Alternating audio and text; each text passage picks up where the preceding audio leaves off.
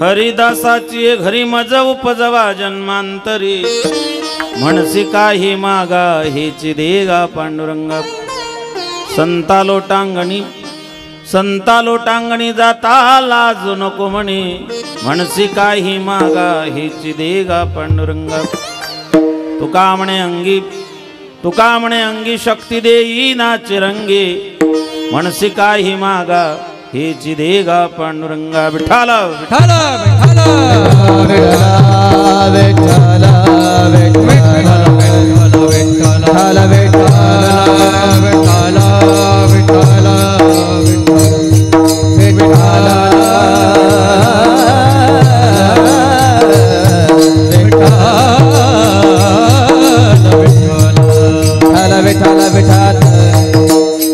महायोगपीठ तटे भीमरथ्यं वरं पुंडरीकाय दातो मुनीन्द्र समागत्य तिष्ठन्तमानन्दकन्दं परब्रह्मलिङ्गं भजे पाण्डुरङ्गम् अलङ्कापुरी रम्यसिंहासनस्थं पदाम्भोजतेजमस्फुरदिक्प्रदेशं वेधीन्द्रादिदेवि सदा स्तूयमानं समाधिस्थिमूर्ति भजे ज्ञानदेवं समाधिस्थिमूर्ति भजे ज्ञानदेवं समाधिस्थिमूर्ति भजे ज्ञानदेवं जयांच केलिया स्मरण होय सकल विद्येचे अधिकरण तेचे वंदु श्री चरण श्री गुरुंजी नमस्कारोनी आता ओम नमो जयाद्य वेद प्रतिपाद्य जे जे स्वसं वेद्यात्मरूपा देवा तूच गणेश सकलार्थमति प्रकाशु मणी निवृत्तिदा स्वधारी पांडुरंगा करू प्रथम नमन पांडुरंगा करू प्रथम पांडुरंगा करू प्रथम नमन पांडुरंगा करू प्रथम दुसरे चरण संताजिया दुसरे चरण संताजिया दुसरे चरण संताजिया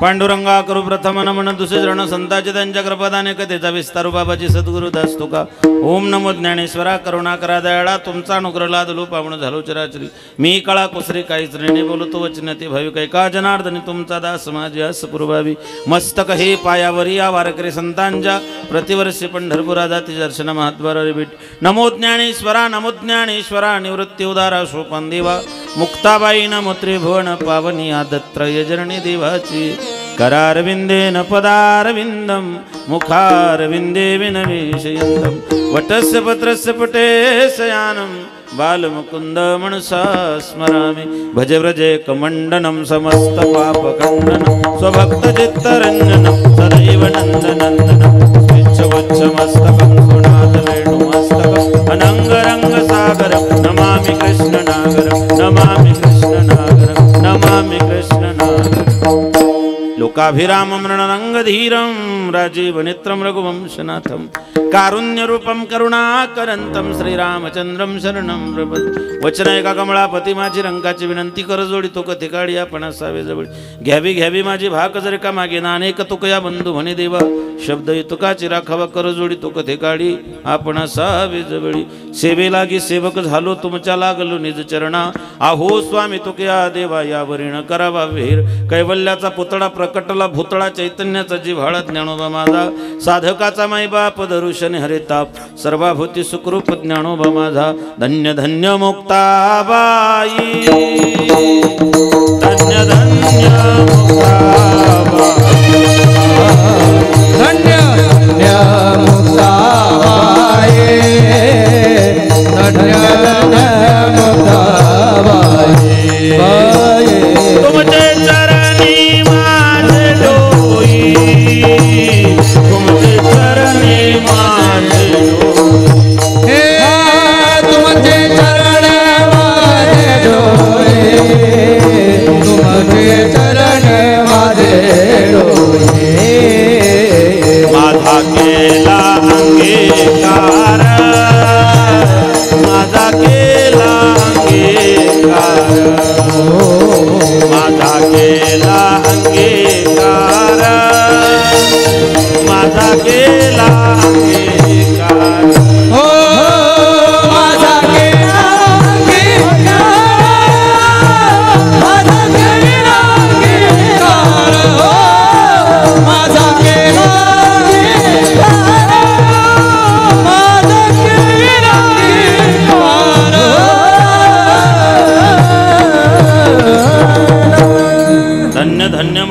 मुक्ताबाई तुमचे चरणी माझे डोई माझा केला अंगीकार दाखविला परात्पर आदत्रय जननी मुक्ताबाई माते कृपा करी वरदहस्ते मजवरी आदिनाथ अनुग्रह नाथासी दिला नात्यास्त ठेविला मस्तकी तुमच्या हरिदासाची घरी मज उपजवा जन्मांतरी म्हणसी काही मागा हेची देगा पांडुरंगा प्रस्तुत प्राप्तस्थळी प्राप्त प्रसंगी अक्कलकोट ब्रह्मांड नायक भगवान पांडुरंगाच्या पंढरीशाच्या चरणारविंद सेवेमध्ये समर्पित करण्यासाठी निवडलेला अभंग जगद्गुरु कळकळीत वैराग्य प्रतिपादन करणारे सदैव वैकुंठाला गेलेले वारकरी संप्रदायाचा कळत झालेले देऊचे सुप्रसिद्ध विश्वनंद जगद्गुरु तुकोबाराय भक्तिज्ञान वैराग्याचा त्रिवेणी संगम महाराष्ट्राचे जनक छत्रपती शिवरायांचे गुरु देव मान्य संत मान्य जगमान्य जगद्गुरु असणारे साधकाचा मायबाप चिंतकाचा चिंतामणी अलंकापूर निवासी कैवल्य साम्राज्य चक्रवर्ती माऊली ज्ञानोबाराय यांना सुद्धा प्रिय असणारे ज्ञानेश प्रिय साधू श्रीमंत संत जगद्गुरु तुकोबाराय यांचा हा 4 चरणाचा भगवंताकडे अत्यंत चांगली मागणी मागणारा अभंग आपल्या सेवेकरता निवडलेला विठ्ठल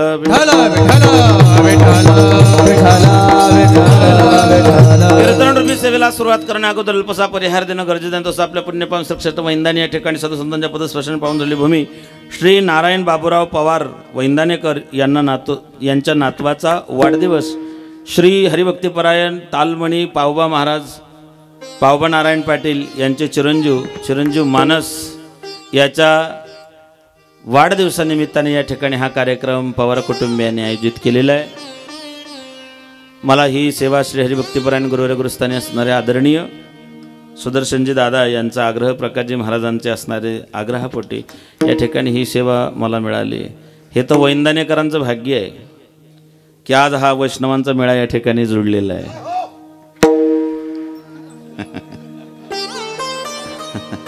आवाज कुणाचा?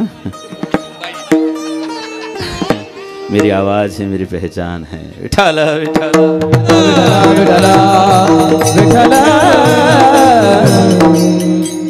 इथे उपस्थित जे काही वैष्णव आहेत जे काही वारकरी संप्रदायातले दिग्गज मंडळी आहेत प्रत्येकाची एक वेगवेगळी ओळख आहे मायबापा.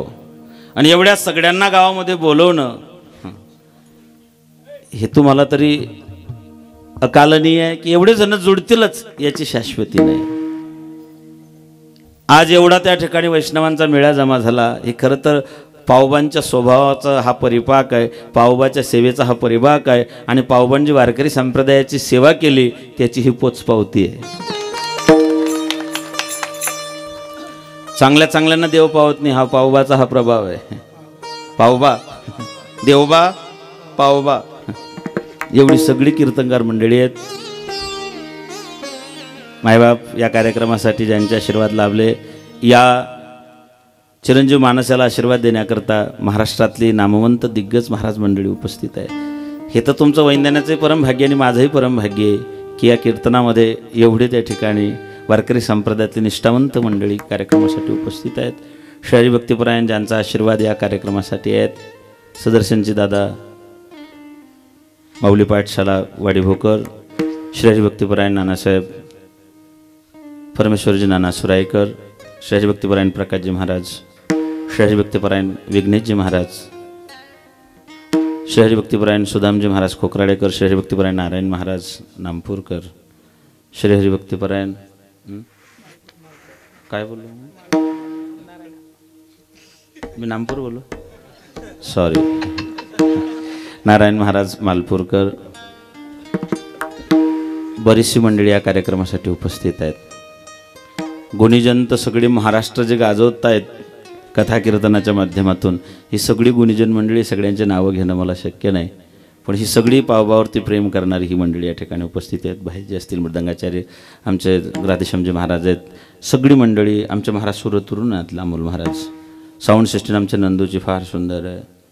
या कार्यक्रमासाठी परिसरातून पंचक्रोशीतून मंडळी उपस्थित आहेत. बहाण्यावरतून तात्या आहेत, आमचे रनाळ्याची मंडळी आहेत जिथे गेले 3-4 वर्षापासून भागवताची कथा होते.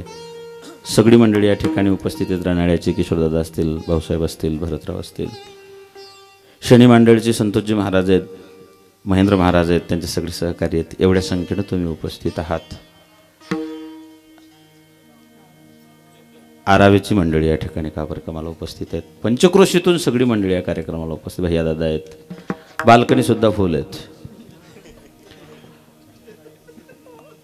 विठ्ठल विठ्ठल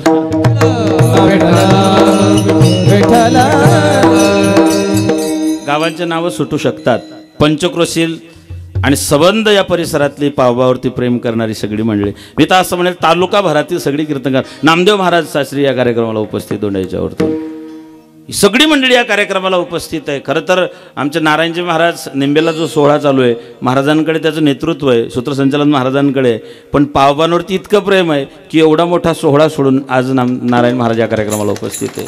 याच्यातूनच कळतं की पावबा तुमच्यावरती या मंडळींचं प्रेम किती आहे. इतकं प्रेम तर माझ्यावरतीही नाही, इतकं प्रेम. कारण मी इतक्या दूर तुम्हाला नाही बोलू शकत ना, मी तुटेल माणूस. विठ्ठल विठ्ठल धावड्याची मंडळी आहे, सगळ्यांना मनापासून धन्यवाद. एवढ्या थंडी धकाधकीच्या धावपळीच्या कॉम्पिटिशन स्पर्धात्मक आणि कोरोनासारख्या महामारीच्या वैश्विक महामारीमध्ये एवढ्या संख्येनं लोक रात्री 9:30 वाजता कीर्तनाला येऊन बसले, तेही घरातले सगळे चॅनल विसरून, त्याबद्दल तुम्हालाही मनापासून धन्यवाद आहेत. तुमच्याशिवाय या कार्यक्रमाला शोभा नाही ना. आज या लेकराला, मी तर या मताचा माणूस आहे, खऱ्या अर्थानं वाढदिवस साजरा कसा करायला पाहिजे याचा आदर्श आज पावबांनी दाखवून दिला. वारकरी परंपरेला अनुसरून ज्ञानोबा तुकोबारायांच्या विचाराने प्रेरित होऊन ज्या वारकरी संप्रदायाच्या माध्यमातून ती विचार तुमच्यापर्यंत पोहोचवण्याचा कीर्तनाचा हरिकीर्तनाचा कार्यक्रम आयोजित केला आणि बाकीचे नाराज व्हायला नको म्हणून केक बी आणून ठेवला. दोघी गोष्टी सांभाळल्या, समयोजाना समयोजाना. खरं तर संतांचे विचार, भगवंताचे विचार, भगवंताचे आशीर्वाद, ग्रंथ, संत, भगवंत या तिघांचे असणारे आशीर्वाद जर जीवाला प्राप्त झाले तर मला वाटतं या जगामध्ये त्याला काहीच कमी पडत नाही. आणि ही परंपरा आहे. या लेकराने मागच्या जन्मामध्ये नक्कीच त्या ठिकाणी पुण्य केलेलं आहे. पुण्याईशिवाय वैष्णवाच्या घरामध्ये जन्म घेणं शक्यच नाही. वैष्णव वारकरी भलत्या सलत्याच्या घरी, लोंग्या सोंग्याच्या घरी जन्माला येत नाही. ज्याचा बुध वरण रविवार चुकत नाही त्याच्या घरी जन्माला घेईन का? अजिबात नाही. याच्याकरता वाडवडिलांची पुण्याई लागते. जन्मोजन्मी आम्ही बहु पुण्य केले, जन्मोजन्मी आम्ही बहु पुण्य केले, जन्मोजन्मी आम्ही बहु पुण्य केले. देवाया विठ्ठल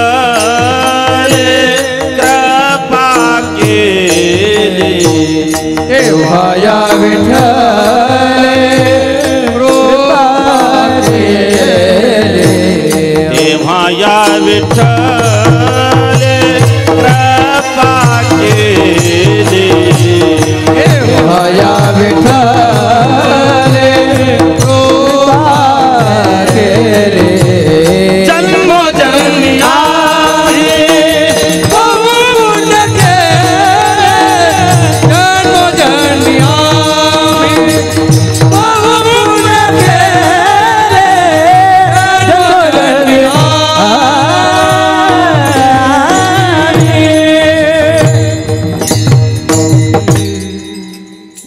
तेव्हा या विठ्ठल कृपा केली. जन्मोजन्मी आम्ही बहु पुण्य केले, तिळ तिळ पुण्य साचा पडे. बहुत सुकृताची जोडी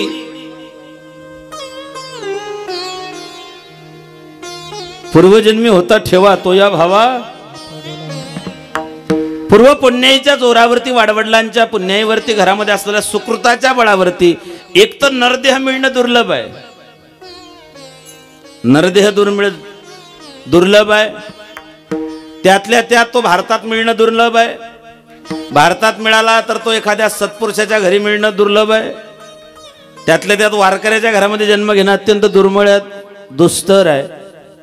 म्हणून ही गतजन्माची पुण्याई, वाडवडिलांची पुण्याई, वंशाचा आशीर्वाद, त्या पुण्याईचा परिपाक की आज चिरंजीव माणसला आशीर्वाद देण्याकरता एवढ्या संख्येनं आपण या ठिकाणी उपस्थित आहात. तुकोबाराय भगवंताकडे मागणी मागताय. संतांची मागणी वेगळी, आपली मागणी वेगळी. संतांचा धंदा वेगळा, जीवाचा धंदा वेगळा, देवाचा धंदा वेगळा. देवाचा धंदा घेऊन या चक्र गदा. संतांचा धंदा दिनरजनी हाची धंदा. आपला धंदा रोज उठून खावयाची चिंता. देवाचा अवतार कार्य वेगळं आहे, संतांचा अवतार कार्य वेगळं आहे. तुमचं माझं जन्म कार्य वेगळं आहे. माय बापू, संतांना जर विचारलं तर तुकोबाराय, जर समजा जन्म घेण्याचं ठरवलं तर तुकोबाराय सांगतात घेईन मी जन्म. तुकोबरा स्पष्ट देवाला सांगून टाकता, देवा मी जन्म घेईल ना, का घेणार नाही, नक्की जन्माला येईन, पण तुझी चरण सेवा. देवाने सांगितलं तुकोबरा जन्माचा किती सायस, किती यातना, किती त्रास आहे. तुकोबरा सांगा देवा भीती घालायची नाही, तू का म्हणे गर्भवासी आणि सुखे सुखे सेवू गर्भवास. जन्माचा जर विचार केला तर मोक्षपद तुच्छ केली या कारणे. जर आम्हाला भगवंताची भक्ती प्राप्त होत असेल, जर आमच्या हातून ईश्वराची भक्ती होत असेल, आणि जर मी वारकरी म्हणून जन्माला येत असेल, तर देवा घेईन मी जन्म याजसाठी. देवा घेईन मी जन्म याज, हो घेईन मी जन्म याजसाठी. देवा जन्म याजसाठी तुझी चरण सेवा साधावया. तुझे चरण सेवा साधावया. तुझे चरण सेवा साधावया. हो घेईन मी जन्म याजसाठी. देवा तुझे चरण सेवा साधावया. तुझे चरण सेवा साधावया. तुझे चरण सेवा साधावया. हो घेईन मी जन्म याजसाठी. देवा तुझे चरण सेवा साधावया. तुझे चरण सेवा साधावया. तुझे चरण सेवा साधावया. जन्म का घेणार नाही, घेईल, पण तुझी चरण सेवा साधावया. जन्म म्हटलं की मातीच्या उदर कोरी पचून विष्टीच्या दातरी. आणि मग भगवंताला त्या ठिकाणी ध्यात असताना, चिंतन करत असताना, देवा एक वेळ करी या दुःखा वेगळे दुरिताच्या जागे उगवणी. आठवी न पाय हा माझा नवस रात्री आणि दिवस पांडुरंगा. मी जन्म घेईल, पुन्हा पुन्हा जन्माला परत येईल. महाराज काल्याच्या भंगामध्ये वर्णन करतात, उपजोनी या पुढती येऊ, आम्ही पुन्हा जन्म घेऊ, परत परत येऊ. बऱ्याच लोकांनी तसा प्रयत्न केला आहे. बऱ्याचने म्हटलं ना की आम्ही पुन्हा जन्म घेऊ, परत परत येऊ. एकानं म्हटलं तर मी पुन्हा येईन. हे मी पुन्हा येईन हे तुकोबराय 350 वर्ष अगोदर बोलून गेलेत की उपजून या पुढे येऊ, मी येईन, मी पुन्हा येईन, परत येईन. बाकीचे आपण किडापाडी संतांना जातात. संतांचं कार्य ते नाही माय बापा, जोडण्याचं काम संतांचं आहे. जगामध्ये 4 गोष्टी वाढवण्याकरता संत येतात. वाढावा या सुख, भक्ती, भाव, धर्म, कुळाचार नाम विठोबा.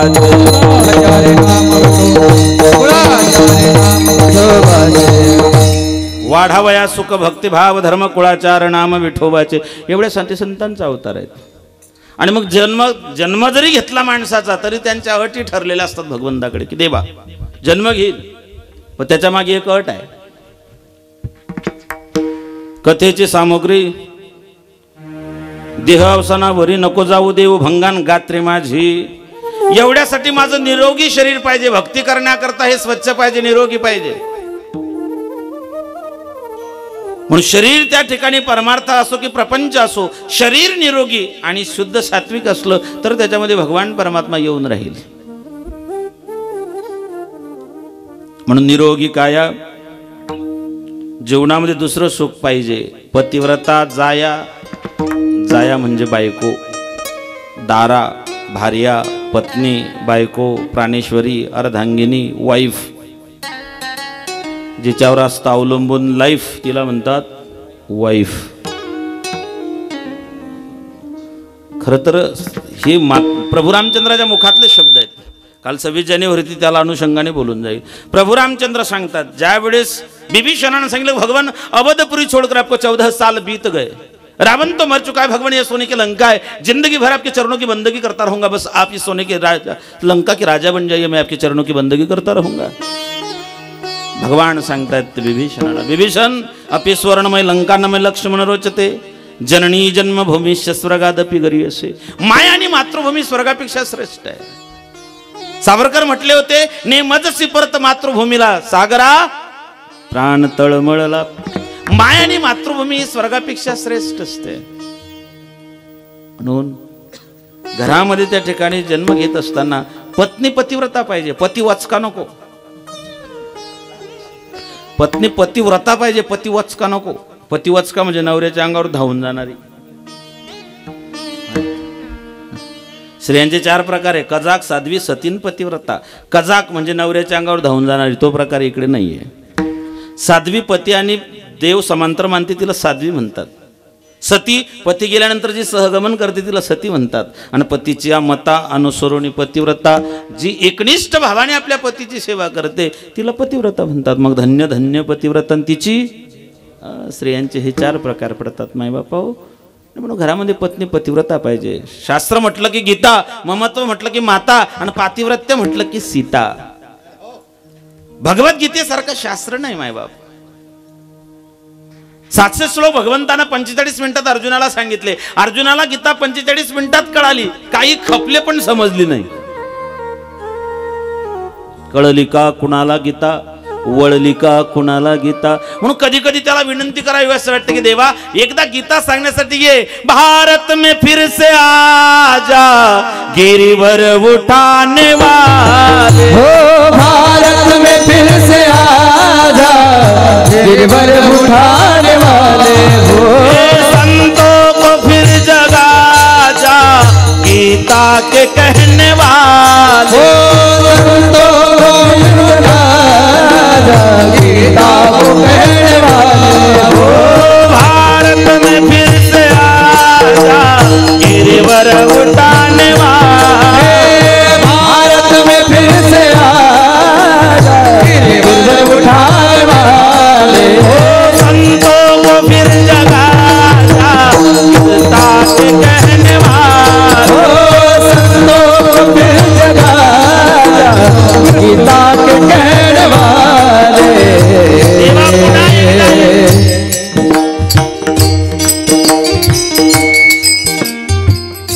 आम्ही आतापर्यंत वाचलं, ऐकलं, चिंतन केलं की भगवान परमात्म्याने गीता एकाच्या काही वाडे उगवी. गीता अर्जुनासाठी सांगितली असं आपण ऐकत होतो. पण खरं सांगू का, गीता अर्जुनाला सांगितलीच नाही. गीता अर्जुनाचं निमित्त होतं, पण खरी गीता कोणाला सांगायची हे रहस्यच आहे.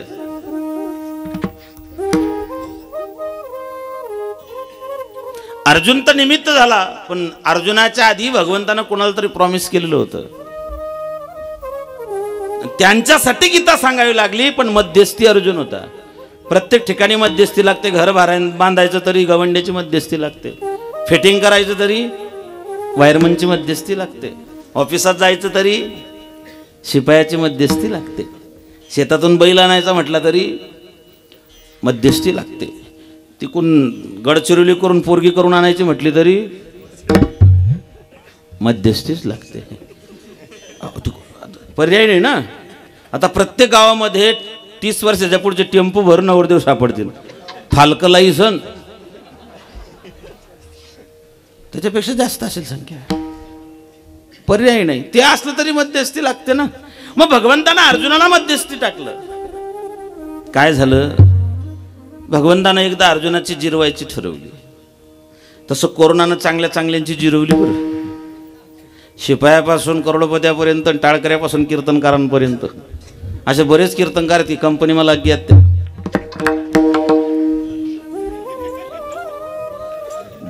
सगळ्यांना त्याची जोड, माझ्या सकट सगळ्यांना. फक्त त्याची जाणीव झाली नाही भाईजींना. चेहऱ्यावर काहीच परिणाम नाही पाहिजे. संतांचे प्रमाण कोरोनाने सिद्ध करून दिले. जन हे सुखाचे दिले घेतल्याचे शेजीची कामी ना. चाललं वाटतं संदीप बुवा, हीच अपेक्षा होती तुमच्याकडून. विठ्ठल विठ्ठल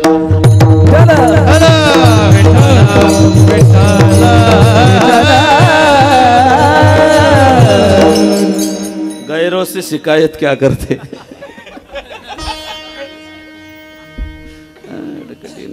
आम्हाला आमचे जितके घातक आहे ना तेवढे बाहेरचे कधीच नाही. आपला आपला मास किडापाडी टाकतात त्या.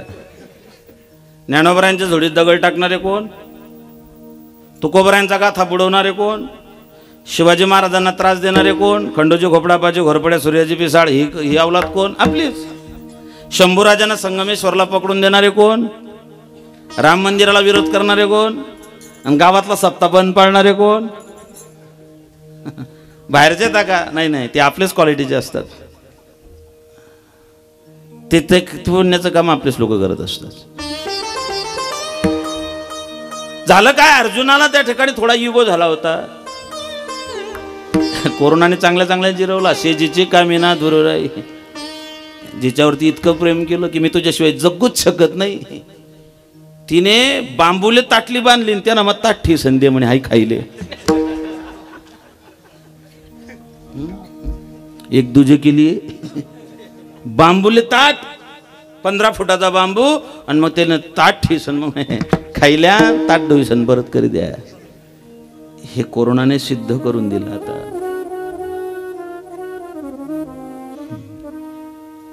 करोडपती माणूस मेला आमच्या जळगावला. नगरपालिकेने सांगितलं मोठा माणूस आहे, राजकीय वचन आहे, पैसा अडक्यावाला आहे. पोरांना सांगितलं दुसऱ्यांकरता नाही पण तुमच्याकरता आम्ही थोडंसं शिथिल करतो आमचे नियम. गाडी घरी आली पाहून घ्या. तो म्हणे दरवाजा बंदच ठेवा. अरे म्हणे पाणी दे. त्याने ॲम्ब्युलन्सला पाणी फिरवलं. हे भयानक वास्तव जीवनाचं आणि ते कोरोनाने आम्हाला सिद्ध करून दिलं. त्याच्यातून आपण कितपत शिकतो हा ज्याचा त्याचा अर्जुनाला इगो झाला. भगवंतानं सांगितलं अर्जुना माझ्या पूजेसाठी कर्दळी वनामधून पुष्प घेऊन ये बरं. कर्दळी वनामध्ये अर्जुन गेला. तिथे मारुतीराय बसलेले होते. श्रीराम जय राम जय जय राम, श्रीराम जय राम जय जय राम. अर्जुन गेला. अर्जुनाला वाटलं मी देवाचा भक्त, मी अर्जुन, मी धनुर्धारी, मी धनंजय, माझं एवढं मोठं त्या ठिकाणी वलय असताना मी काय कोणाला पाहायचं. त्याने आजूबाजूला कुठेच पाहिलं नाही. अवघे विश्वची माझे घरून फुलं तोडायला लागला. तिथे मारुतीराय बसले. म्हणले ओय कोण आहे तू? मी कोण आहे? मला विचारतो मी कोण आहे? कोण आहे? म्हणले मी अर्जुन. म्हणजे कोण अर्जुन? म्हणले भगवान परमात्म्याचा निष्ठ भक्त. बरोबर. मग फुलं तोडतोय काही बागीच्याच्या मालकाला विचारणं पुसणं का कुठंच नाही, काहीच नाही, सगळीकडे तुमच्या बापाचं राज्य आहे का? अरे फुलं तोडायच्या आधी विचारायला पाहिजे ना. माझे प्रभू रामचंद्र जेव्हा मिथिलेला लग्नाला गेले, स्वयंवरासाठी गेले, आमराईमध्ये त्यांची व्यवस्था केली होती. विश्वामित्रांच्या पूजेसाठी फुलं तोडायला गेले. त्यांनी आधी माळीदादाला हाक मारली की माळीदादा, अहो माळीदादा. माळी धावत आला. म्हणले काय? म्हणले माझ्या प्रभूंच्या सेवेकरता मला पूजेकरता काही फुलं पुष्प पाहिजे. त्यांनी सांगितलं विचारायचं काय, तोडून घ्या ना. देवाने सांगितलं नाही नाही नाही नाही, विचारल्याशिवाय कोणाच्या वस्तूला हात लावू नये. याच्यात रामाचं रामत्व आहे. आमचं अवघड आहे. आम्ही सकाळी मॉर्निंग वॉकला निघावं, एखाद्याच्या बंगल्यामधून गुलाबाचं नुकतंच उमललेलं फुल बाहेर आलेलं असावं, आपण इकडे तिकडे पाहावं. अवघे विश्वची माझे घर, ऐसीमती जयाची स्थिर. अरे विचारत नाही काय नाही. अर्जुनाने सांगितलं तुम्हाला कळतं का मी कोण आहे? म्हणले मी श्रेष्ठ धनुर्धारी अर्जुन. फुलं कोणासाठी? म्हणले भगवान श्रीकृष्णासाठी. मारुतीराय सांगितलं ठीक आहे ठीक आहे ठीक आहे, मग घेऊन जा. अर्जुन म्हणला आता कसा नीट झाला? आधी म्हणायचा घेऊ नको, तोडू नको, विचारलं नाही, कोणाला विचारलं नाही. आता कसं म्हटलं घेऊन जा? मारुतीराय सांगितलं घेऊन जा. त्याच्या मागचं कारण आहे. म्हणले काय? जिसका भगवान ही चोर हो. अरे ज्याचा मालकच चोर आहे, तुझ्याकडून काय अपेक्षा करायच्या भल्या माणसा? तू चोरीच करणार आहे ना. भावाला भावाचा स्वाभिमान असावा, पत्नीला नवऱ्याचा स्वाभिमान असावा, मुलाला बापाचा स्वाभिमान असावा, भक्ताला देवाचा स्वाभिमान असावा आणि शिष्याला आपल्या गुरुचा स्वाभिमान असावा. आपल्या दैवतेचा अपमान झाला हे सहन अर्जुनाला झाले. अर्जुन सांगितलं बस मारुतीराया जास्त डिंग्या त्या ठिकाणी हाकू नका. माहिती तुमचं त्या पराक्रम मला आणि तुमच्या देवाचाही पराक्रम. बायकोसाठी रडत हिंडला तुमचा देव. सुनरी मैना सुनरी तोता मैं भी पंखो वाला होता, उड़ उड़त मैं जाता तमाम पतित पावन सीतारा. जय रघुनंदन जय घनश्याम पतित पावन सीतारा. जय रघुनंदन जय घनश्याम पतित पावन सीतारा. जय रघुनंदन जय घनश्याम पतित पावन बदन सुहासिनी सीते,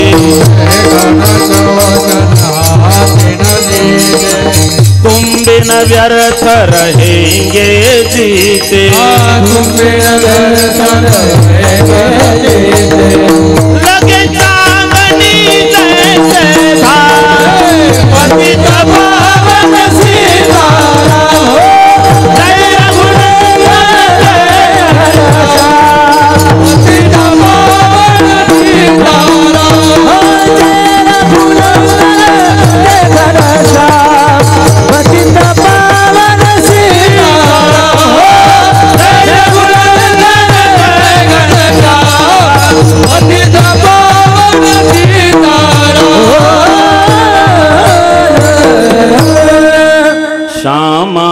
हिरणी तुम बतलाओ, जनक दुलारी से मुझे मिलाओ, तेरे जैसी आंखें श्याम पतित पावन सीता.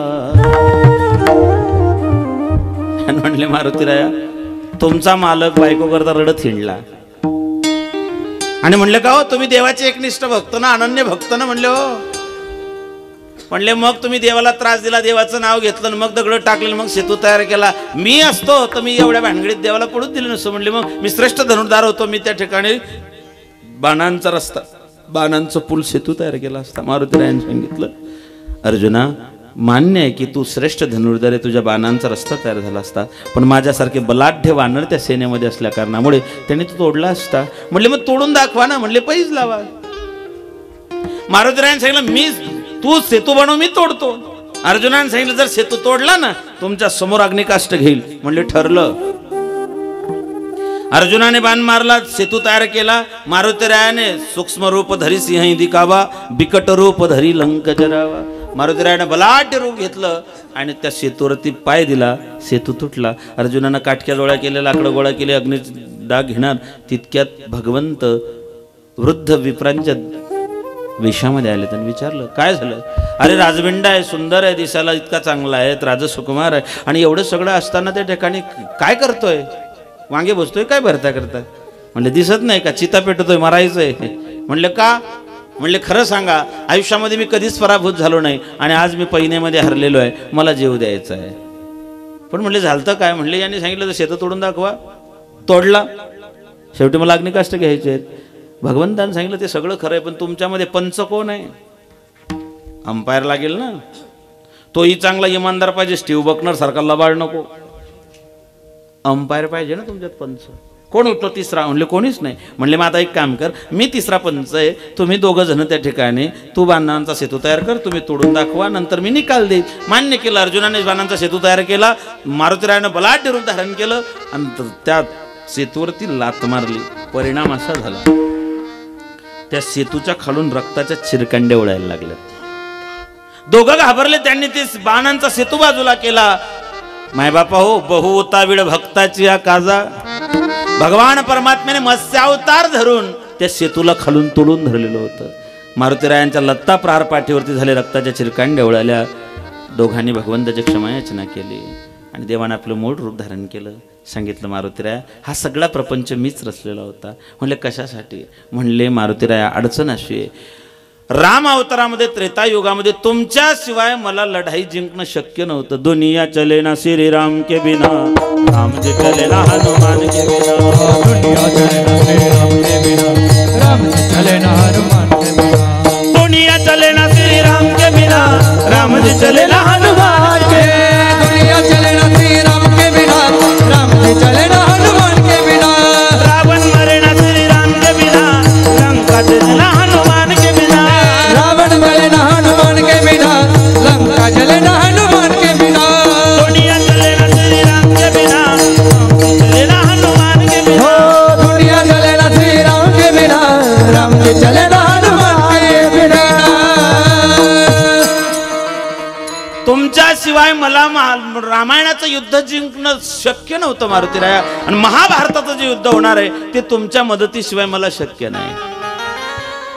बुद्धिमत्तां वरिष्ठां तुम्ही आहात, तुमच्याशिवाय मला ते शक्य नाही. तुम्ही या महाभारताच्या युद्धात मला मदत करण्यासाठी, अर्जुनाचा पाठीराखा होण्यासाठी तुम्हाला या महाभारताच्या युद्धात अर्जुनाची पाठराखण करायची. कारण एकाएकाची मनोव्यापारी ज्ञानोबराय म्हणतात एवढे बलाढ्य रथी अतिरथी महारथी त्याच्यामध्ये आहे, आणि मग माझ्या अर्जुनाला वाचवण्याकरता तुम्हाला त्यांची मदत करावी लागेल, तुम्हाला त्यांची बाजू घ्यावी लागेल. मारुतीरायाने सांगितलं देवा मी येईल, पण माझी एक अट आहे, मी सत्संगा वाचून एक क्षणभर सुद्धा राहू शकत नाही. अर्जुनानं सांगितलं जमलं, आता ती लढाई करायची आहे. अरे पैसे वाटायचे तुम्ही सांगता हरिपाठ घ्या. मोठा अवघड आहे. लोक हरिपाठ घेऊन करतील काय तुमचा. मत द्यायचे तर पैसे वाटणं पडतात. 7,000 रुपये फुली झाली. 7,000 आमच्याकडे कमी होती.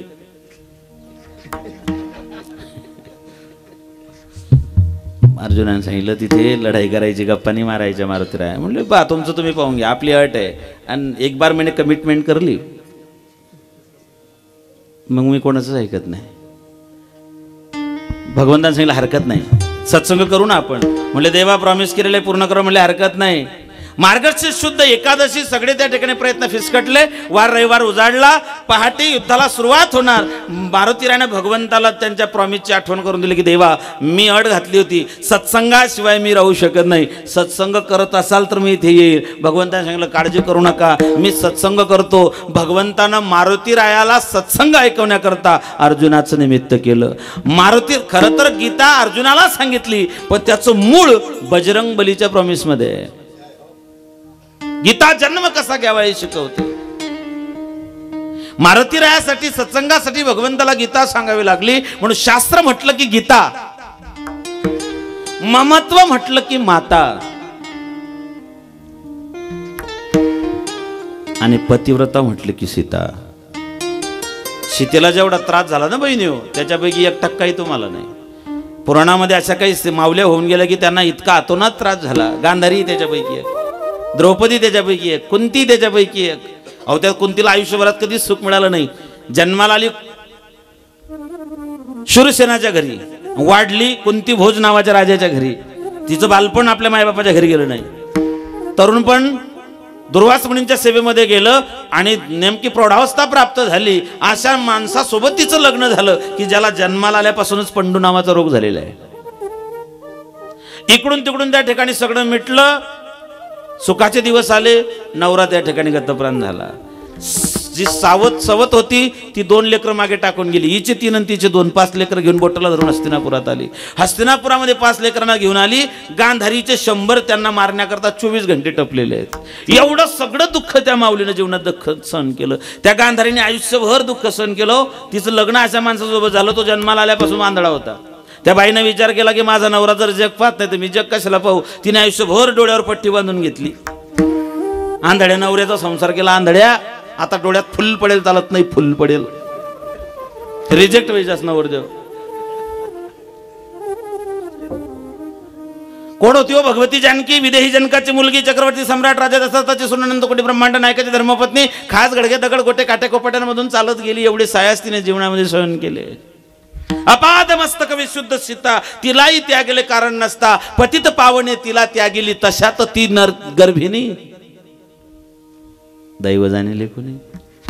एवढं दुःख, इतकं दुःख, इतका त्रास आहे तिला. मला सांगा बहिणी हो, सीतेला जेवढं दुःख झालं त्याच्यातला 1% तरी तुम्हाला आहे का? तरी नवऱ्यानं 2 थापडा मारले, तुम्ही 498ला देतस. आहे तुम्हाला तेवढा त्रास? सीतेला जेवढा त्रास झाला तेवढा अजिबात नाही. आता तर एक कायद्याचं नावच आहे सुंदर, डोमेस्टिक व्हायलन्स, घरगुती हिंसाचार. 2 थापडा नवऱ्याने मारले तरी गुन्हा दाखल करता येतो. तसं काही करू नका. आता सगळं तुमच्याच बाजूने आहे. कारण गावाच्या सरपंचपदापासून देशाच्या राष्ट्रपती पदापर्यंत तुम्ही प्रगती केली. कलियुगाची ऐकावी थोरी, कंडक्टर झाल्या पोरी. असं क्षेत्र सोडलं नाही तुम्ही की त्याच्यात तुमचं कर्तृत्व नाही. कोणतं क्षेत्र नाही, कोणतंच. विठाला विठाला